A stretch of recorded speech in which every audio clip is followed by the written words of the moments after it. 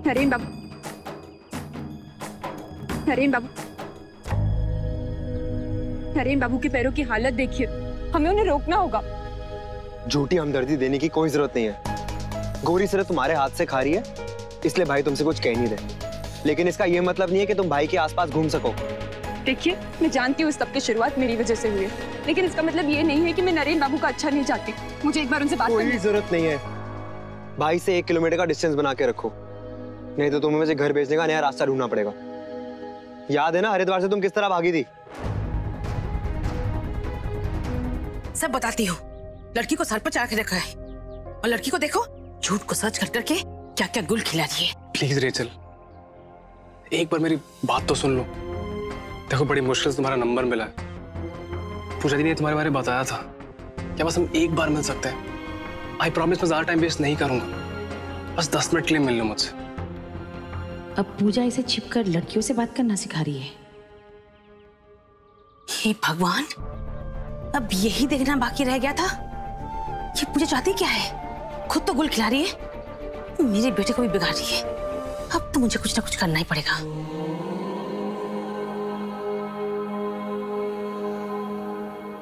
भाई थोड़ा सा कुछ, भाई थोड़ा सा कुछ खा लो। आपने सुबह से कुछ नहीं खाया। अभी हमें और आगे जाना है। लीजिए महाराज, कुछ खा लीजिए।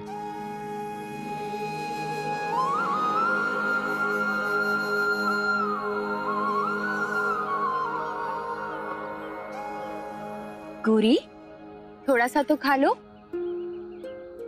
देखो, हरे हरे पत्ते।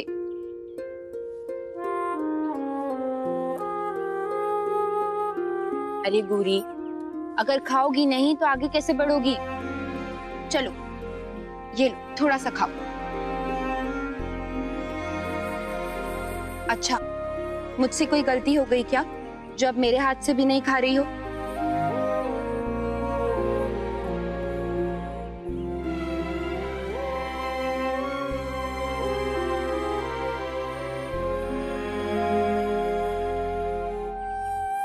गौरी, कुछ तो खा लो।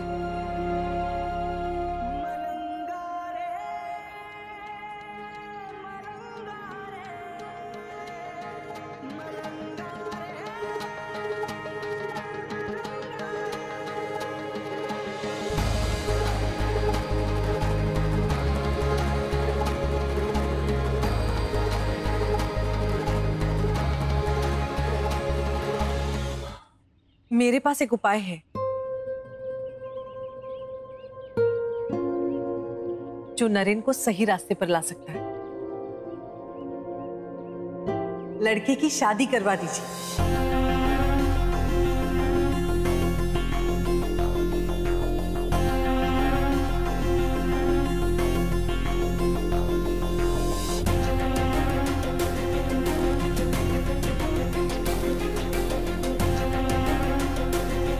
हाँ भैया, एक बार नरेन की शादी हुई, लड़के के कंधे पर जिम्मेदारी का बोझ पड़ा तो सब अपने आप ठीक हो जाएगा।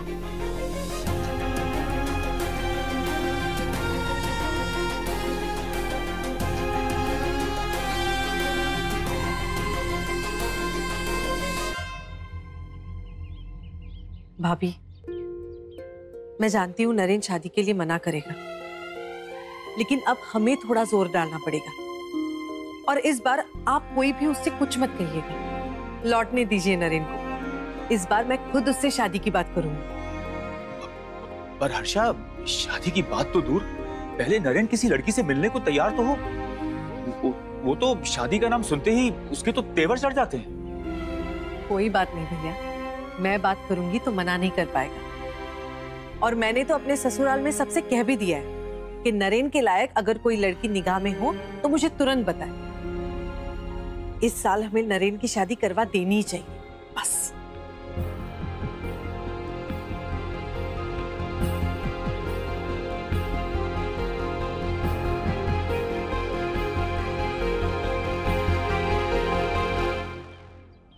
शादी की बात होते ही जीजू और सू इतने परेशान क्यों हो जाते हैं? पता नहीं क्या क्या बातें छुपाकर बैठे हैं ये दोनों। भाई को दिमागी इलाज की जरूरत है। मैं ये नहीं कहना चाह रहा हूं कि भाई पागल है, पर भाई नॉर्मल भी नहीं है।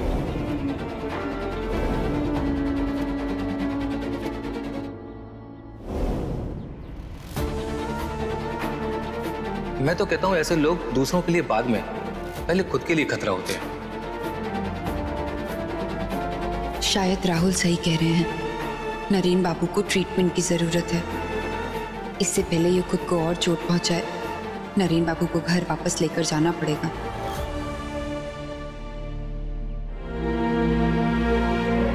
सुप्रिया, नरेन को डॉक्टर्स की जरूरत है।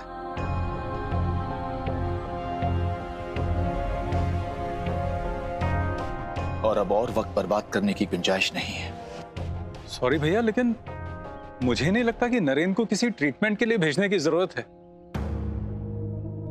नरेन के नेचर से तो हम सब वाकिफ हैं।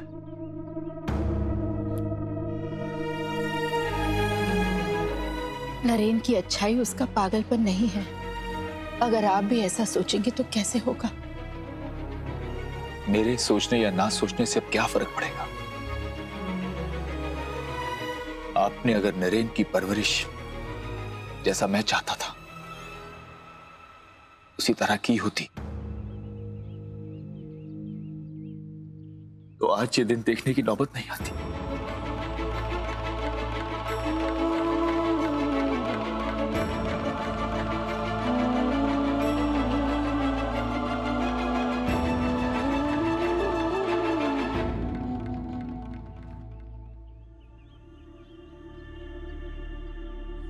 मैंने फैसला कर लिया है, नरेन का इलाज होगा।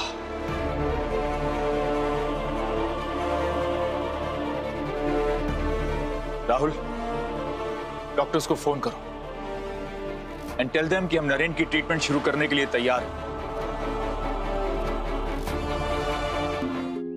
प्लीज भाई, प्लीज। नहीं, मैं भी इस रास्ते से नहीं लौटूंगा।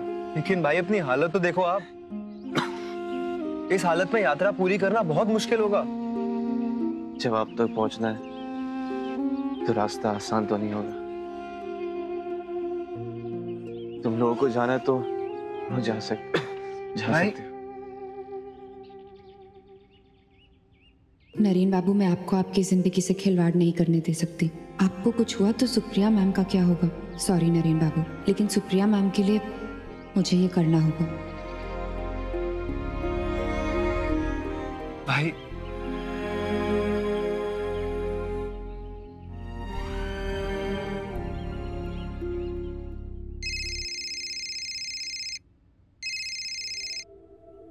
हाय पूजा, सब ठीक है? राहुल बाबू, यहाँ कुछ भी ठीक नहीं है। मुझे नरेन बाबू की बहुत चिंता हो रही है। वो कुछ भी खा पी नहीं रहे हैं। यहाँ पे डॉक्टर्स भी उन्हें घर वापस जाने की सलाह दे रहे हैं, लेकिन वो किसी की सुनने को तैयार नहीं। रिलैक्स पूजा, रिलैक्स। मैं कुछ करता हूँ। प्लीज आप जल्दी से यहाँ कोई अच्छा सा डॉक्टर भेज दीजिए। कम से कम यहाँ इनका इलाज तो शुरू हो पाएगा। डोंट वरी पूजा, मेरी आज ही ताऊजी से बात हुई है। अब सीधे नरेन के दिमाग का इलाज शुरू करेंगे। एंड वन मोर थिंग, सुबह सुबह डॉक्टर्स की एक टीम आपके पास आएगी और साथ में एम्बुलेंस भी होगा। अब बस एक चीज का ध्यान रखिएगा, नरेन को इस बात का पता ना चले। यू नेवर नो डॉक्टर्स और एम्बुलेंस की बात को सुनकर वो कैसे रिएक्ट करेगा। एंड पूजा, मैं आपका नंबर डॉक्टर्स को फॉरवर्ड कर रहा हूँ। ओके जी। You know what, Rahul? I think destiny भी यही चाहती है कि व्यास ग्रुप के एमडी तुम ही बनो। इसीलिए तो बिना कुछ किए सारे रास्ते अपने आप खुलते जा रहे हैं।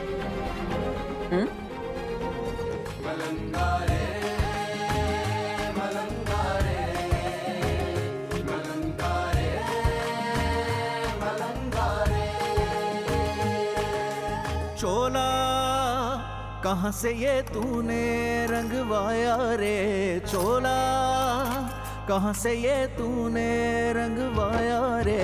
कहाँ जाए रे तू मलंगा, कहाँ जाए रे तू, कहाँ जाए रे तू मलंगा, कहाँ जाए रे तू।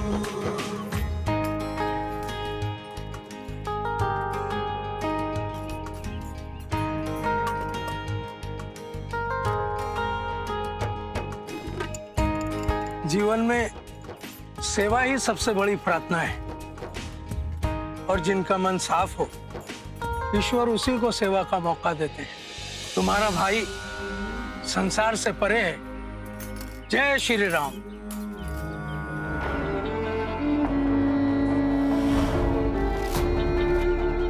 बहुत प्यारा है ये, पिछले महीने ही हुआ था ना? हाँ माँ, मेरे ही सामने।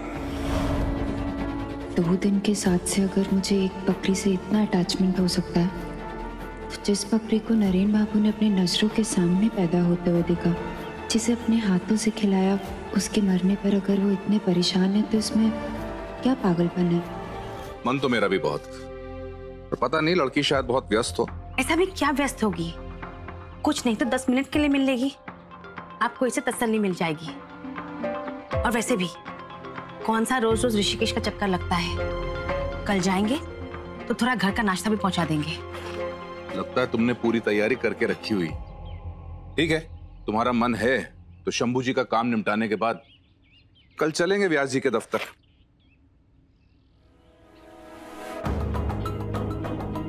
अब जब अपनी नजरों से देखेंगे तो यकीन होगा कि भांजी क्या क्या गुल खिला रही है।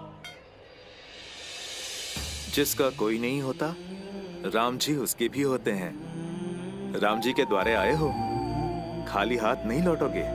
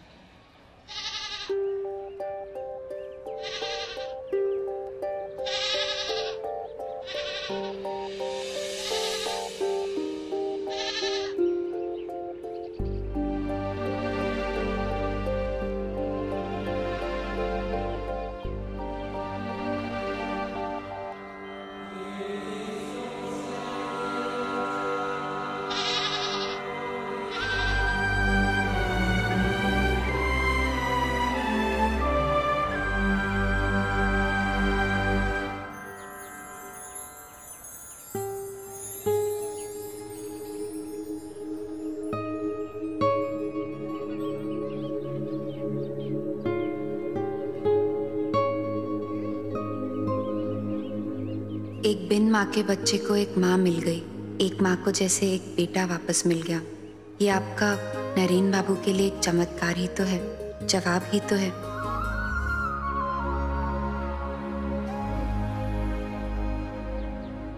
एक माँ की ममता को तो फिर से जिंदगी मिल गई, लेकिन एक माँ और है जो अपनी सारी ममता लुटाने के लिए घर पर बैठी है। एक माँ को न्याय दिलाने के लिए आपने इतना बड़ा कदम उठाया, लेकिन एक माँ का इंतजार वो किसी अन्याय से कम है।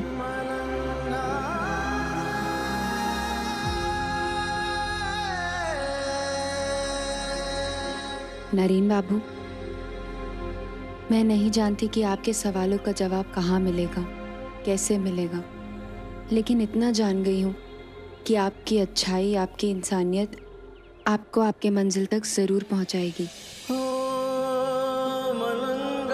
लेकिन आप अपने जवाब के लिए इतना स्वार्थी हो जाएंगे, ये कैसी इंसानियत?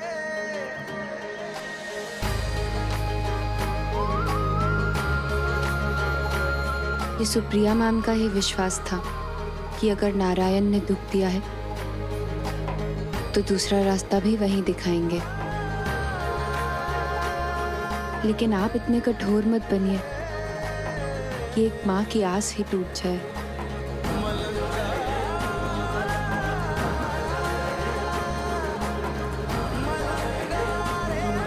आप ये क्या कर रहे हैं? हाँ सुप्रिया, ये पावर ऑफ अटर्नी के पेपर्स हैं। नरेन को मैं कंपनी का एमडी बना रहा हूं।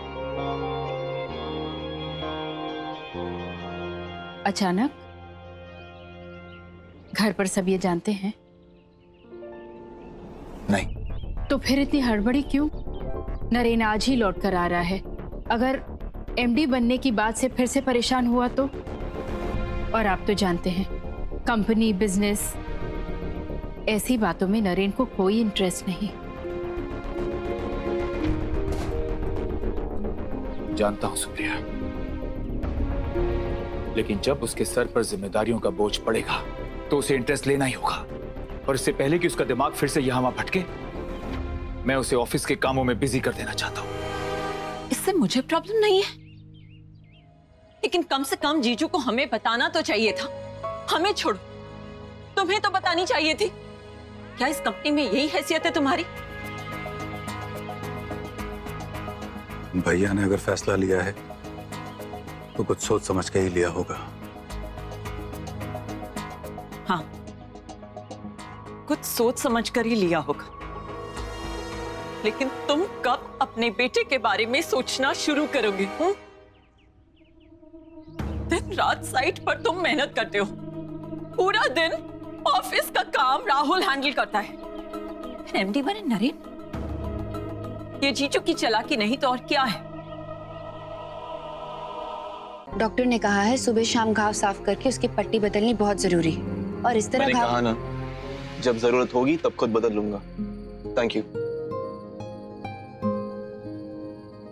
ठीक है, मैं सुप्रिया मैम से कह दूंगी, आप खुद बाद में पट्टी कर लेंगे। बार बार माँ को परेशान करने की क्या जरूरत है? तुम्हारे पास 5 मिनट है।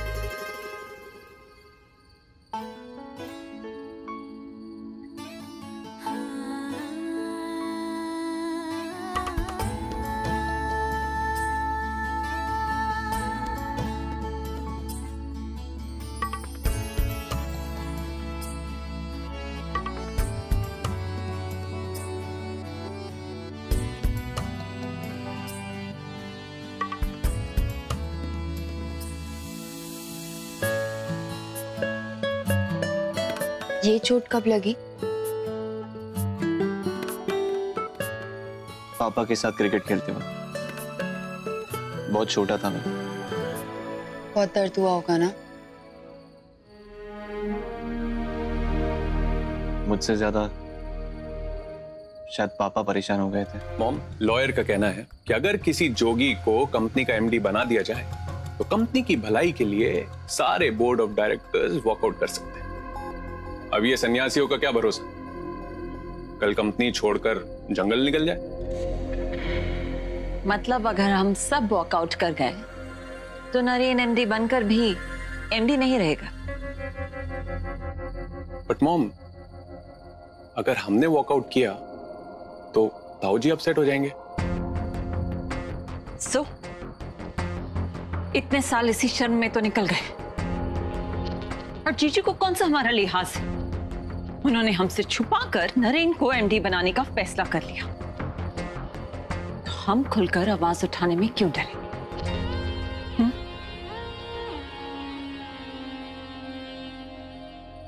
आप नरेन को तकलीफ में नहीं देख सकते। एक बार क्रिकेट खेलते समय नरेन को चोट लगी थी तो आप कितने परेशान हो गए थे। पूरी रात उसके सिरहाने बैठे रहे, फिर 4 दिनों तक आपको कमर के लिए फिजियोथेरेपी लेनी पड़ी। लेकिन उसे मेरे प्यार की कदर कहाँ?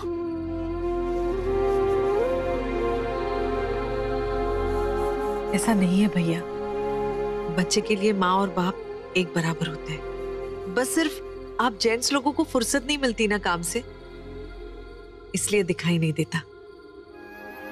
और आप लोग काम भी तो बच्चों के लिए ही करते हैं। भैया, सब धीरे धीरे ठीक हो जाएगा। और अब तो नरेन लौटकर भी आया है। लेकिन किस भेष में? किस भेष में हर्षा? जोगी के कपड़े पहनकर उसका लौटना ना लौटने के बराबर है। अगर वो बाऊजी की तरह जोगी के कपड़े पहन सकता है तो वो बाऊजी की तरह सब कुछ त्याग कर घर छोड़कर हमेशा के लिए जा भी सकता है। और यही डर मुझे अंदर ही अंदर खाए जा रहा है हर्षा। हमारे पीठ पीछे लोग बाऊजी का मजाक उड़ाते थे। लोगों की हंसी, उनके ताने आज भी मेरे कानों में गूंजते हैं।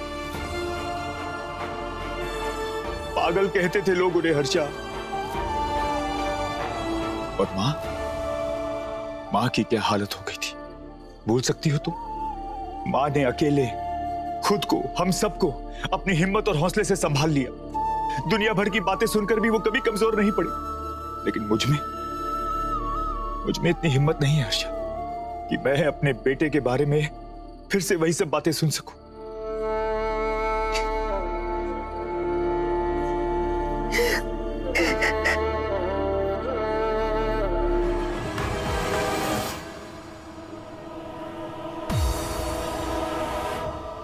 थैंक्स।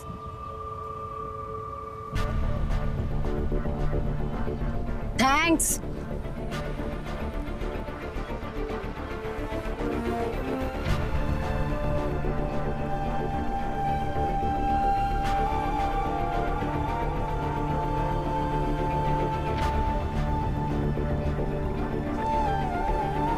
अब तुम लड़कियों के हॉस्टल के पास भी लोफरगिरी करोगे? कौन है ये रेचल? क्या चक्कर है तुम दोनों का? माँ, आपको ऐसा क्यों लगता है कि अगर मैं कुछ करूंगा तो गलत ही करूंगा? अरे पूजा दी ने उसका नंबर दिया था ताकि मैं... जवाब मिल गया मुझे। अपना समय बर्बाद करने की कोई जरूरत नहीं। जाओ ट्यूशन के लिए जाओ। मैं घर आके बात करती हूँ तुमसे। जाओ।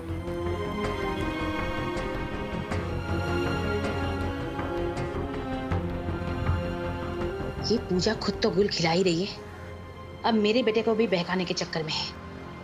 आज तो मैं इसके पापा को सब बता के ही रहूंगी।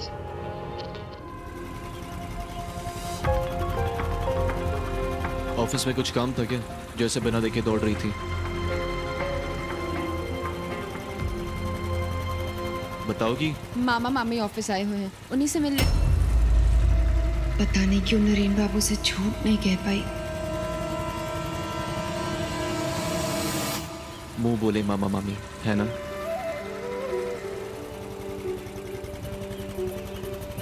कोई भी रिश्ता दिल से होता है, पैदाइश से नहीं।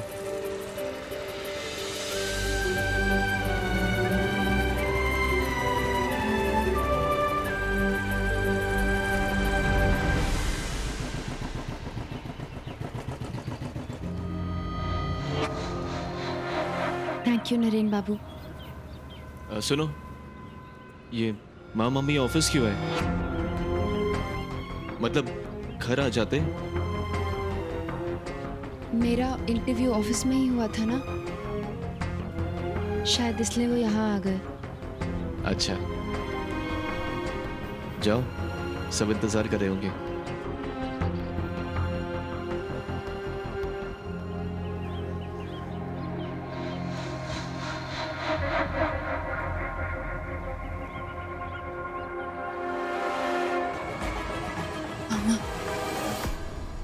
अरे कहाँ थी तू लड़की? ये लोग कह रहे हैं कि तू व्यास जी के घर में काम करती है और रहती भी वही है।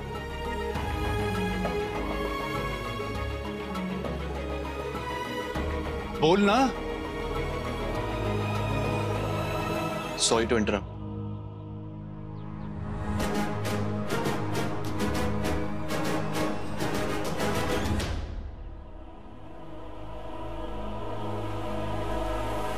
मैं नरेन व्यास,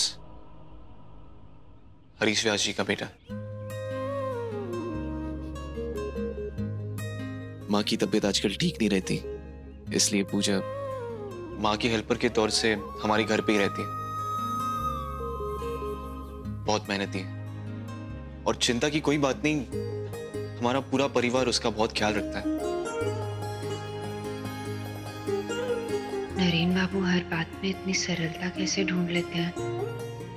अब खड़े किए, प्लीज बैठिए ना, बैठिए।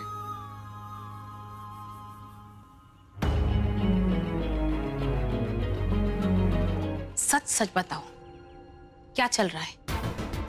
तुम तो यहाँ ऑफिस में काम करने आई थी ना, फिर घर कैसे पहुंच गई? और तुमने इनसे क्या कहा कि तुम अनाथ हो? और तुम हरिद्वार किसी लड़के के साथ गई थी? सुषमा ने मुझे सब कुछ बता दिया है। उसने तुम्हें ऋषिकेश और हरिद्वार में किसी लड़के के साथ देखा था। पूजा, कहीं तुमने हमारे घर की इज्जत को गिरवी तो नहीं रख दिया? मामी आप ये क्या कह रही हैं? मैं क्या कहूंगी? तुम कांडी ऐसे कर रही हो। अब सच बोलो, चल क्या रहा है ये सब? मैं आपको सारी बात बताती हूँ भाभी जी।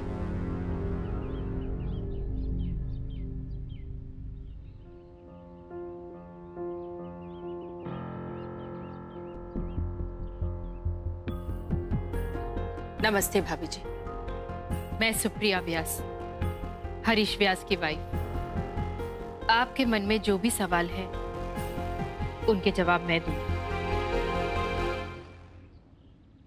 पूजा मेरे कहने पर हरिद्वार गई।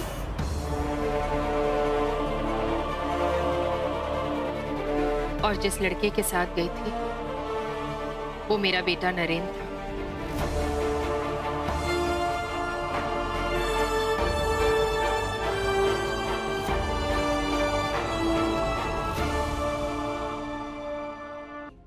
गीता की खास बात यही है, उसे चाहे जितनी बार पढ़ लो, हर बार कोई ना कोई नया पहलू सामने आता है। पर पूरा जवाब तो फिर भी नहीं मिलता। पूरा जवाब जानता कौन है? वक्त और हालात के साथ साथ इंसान के जवाब बदलते रहते हैं।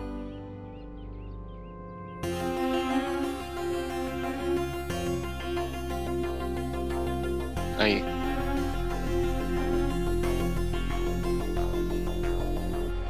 राहुल, नरेन ऑफिस आया था? जी ताऊ जी। और क्या किया उसने? Tell me. मैं भाई से मिल तो नहीं पाया ताऊ जी, बट सब बता रहे थे कि भाई ऑफिस में आए और पूरे स्टाफ से मिले। I am also very happy.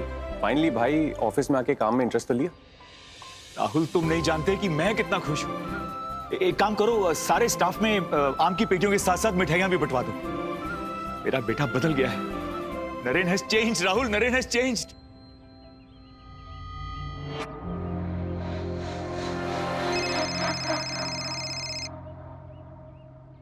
हाँ राहुल, व्हाट न्यूज़?